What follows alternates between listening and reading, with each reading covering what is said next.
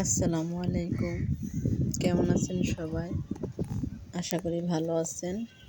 আলহামদুলিল্লাহ আমিও অনেক ভালো আছি। তো আজকে ছাদে আসলাম। ছাদে আসার পর দেখতে পেলাম যে ছাদে গাছের নিচে যে টবগুলা ওইগুলাতে অনেকগুলা ঘাস হয়ে গেছে।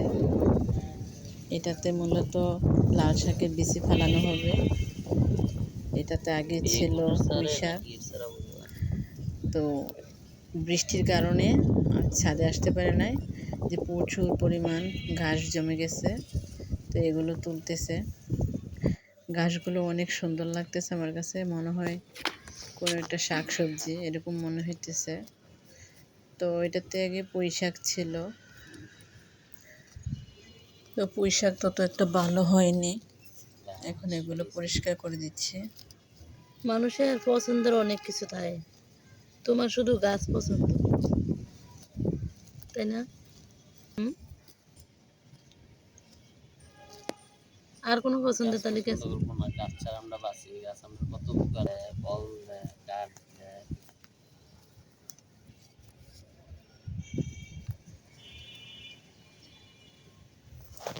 মনে হয় যে একটা আমি জিজ্ঞেস করতেছিলাম যে ওর কি কি পছন্দ।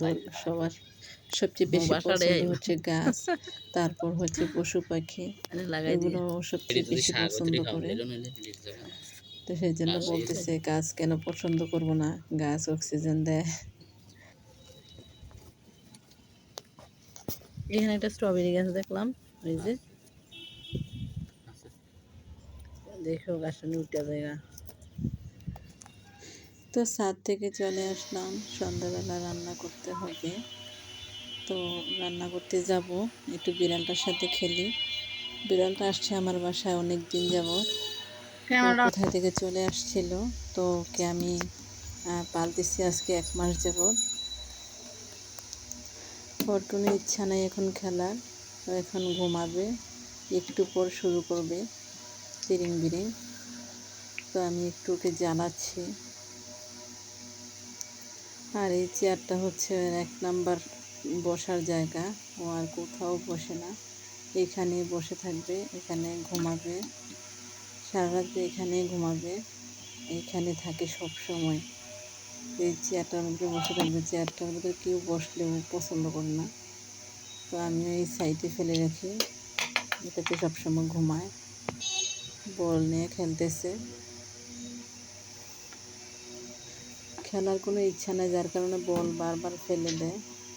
আমিও জ্বালাতন করতেছি।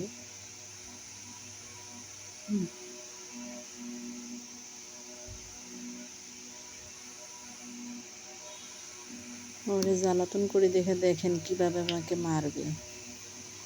ও একদম পছন্দ নয়, এখন বিরক্ত করতেছি সেজন্য।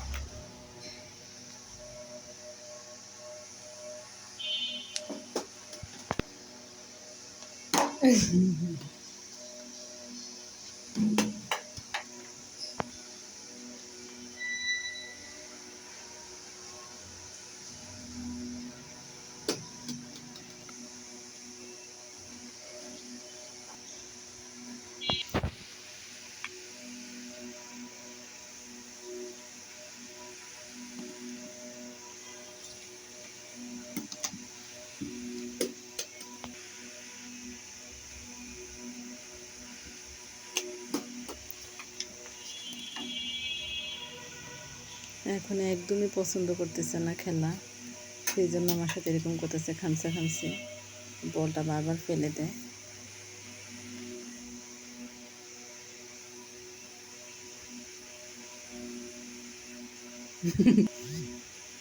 বল ফেরিয়েছি গে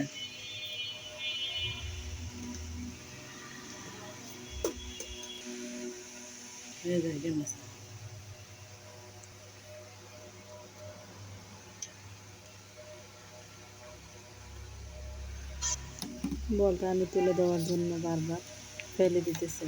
আমি তুলে দেব, ও ফেলবে।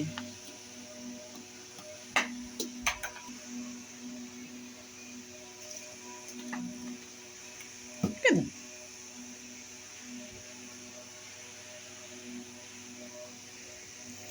ধমক দেওয়া যায় না, ধমক দিলে রাগ করে। তো চলে আসলাম রান্নায়। তো রান্না করার আগে আমার হাজব্যান্ড বলতেছে আমাকে একটা আম কেটে দাও।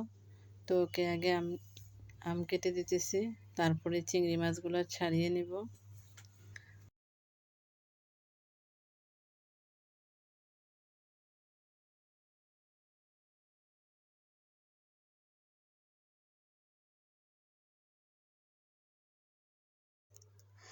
আমি যখন আগের বাসা ছেড়ে নতুন বাসায় আসছি, তো সবগুলো এখনো গুছিয়ে উঠতে পারি নাই। সেই জন্য আমি মাছগুলো বলিয়ে কাটতেছি, আর এই কচুরলতিগুলো বালতির ঢাকনাতে কাটতেছি। কারণ এগুলো আমার নাই আমার বাসায়, সত্যি কথা বলতে। আর এখনও পুরো মালগুলো গুছিয়ে উঠতে পারি নাই, সবগুলো একটা আলাদা আলাদা বস্তা করে রাখা। আপনারা কেউ কিছু মনে করবেন না যে আমি বলে কাটি বা ঢাকনাতে আমি করি। আসলে নাই যেহেতু, সেটা আমি কি বলবো, না আস্তে ধীরে হয়ে যাবে। তো আমি সরাসরি রান্নাতে চলে আসছি। কাটা বাছা ধোয়া এগুলো আর দেখালাম না, কারণ এগুলো আমরা প্রায় করে থাকি। আর যেহেতু ভিডিওটা লং হয়ে যাচ্ছে, সেজন্য আমি আর করি নাই, সরাসরি রান্নায় চলে আসছি। আর এতে পাশে একটা পাতিলে আমি ডাল ভিজিয়ে রাখছি, মসুরের ডালের বড়া বানাবো চিংড়ি মাছ দিয়ে।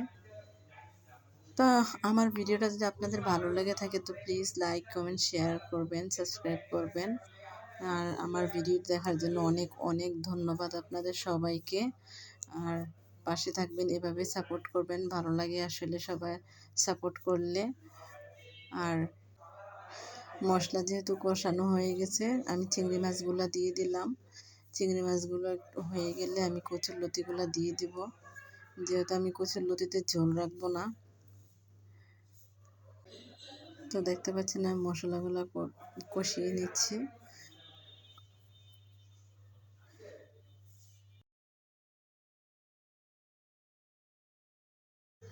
এবার আমি একটু ঢেকে দিব।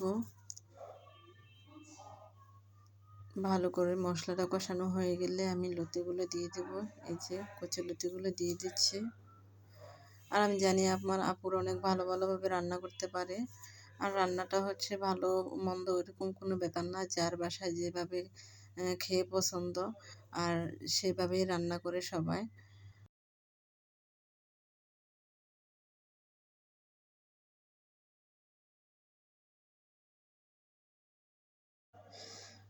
দেখতে পাচ্ছেন আমি একটু পর এপাশ ওপাশ করে দিচ্ছি। একটু নাড়াচাড়া দিয়ে উপর নিচ করে দিলে তাড়াতাড়ি সিদ্ধ হয়ে যাবে।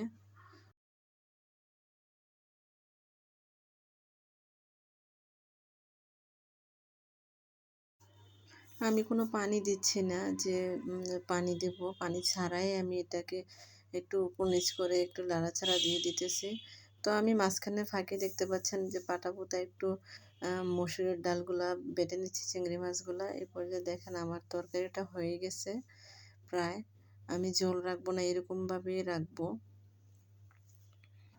তো আজকের ভিডিওটা এই পর্যন্ত, সবাই ভালো থাকবেন। আল্লাহ হাফেজ, আসসালামু আলাইকুম।